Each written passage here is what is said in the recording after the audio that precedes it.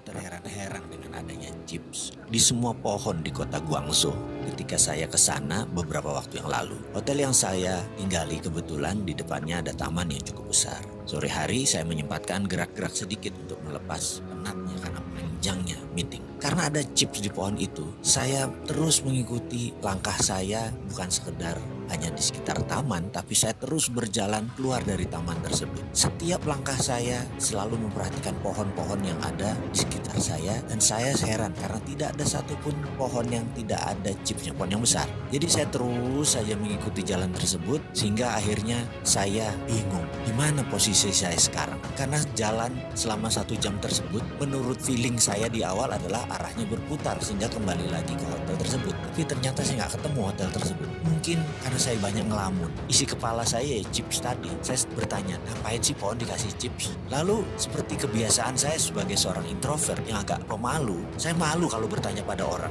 Maka kotak ajaib saya adalah membuka Google Map sebagai solusi mencari jalan kalau saya lagi lost kayak saat itu. Saya pencet Google Map, yang terjadi adalah dia cuma muter-muter roaming. Saya baru sadar bahwa ternyata Google itu dikendalikan di Cina. Emangnya seperti di Indonesia search engine asing yang berkuasa. Kalau di Cina ya produk mereka sendiri yang berkuasa. Jadi karena saya nggak punya Baidu Map, ya sudah. Akhirnya saya terpaksa tanya orang. Saya pun memilih bertanya kepada seseorang yang duduk di tepi jalan lagi sambil menikmati udara sore yang sejuk. Penampilannya kasual. Dan saya pun bertanya, "Excuse me, could you please guide me to my hotel, Saint Regis? I'm sorry, I'm kind of lost," saya bilang.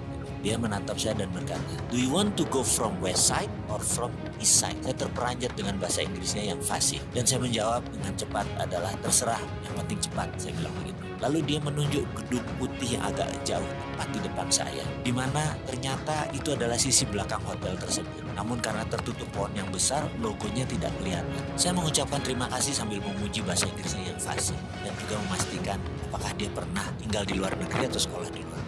Lalu dia menjawab, "I never been abroad, but a couple years ago, I have a business export to America. So I need to be able speaking their language by phone and email." "Nice," saya jawab singkat. Lalu kembali saya bertanya, "And how about now? Still in business?" Dia jawab sambil menegakkan posisi berdirinya jadi lurus. "Yes, I'm business in Africa. Africa is one of China future.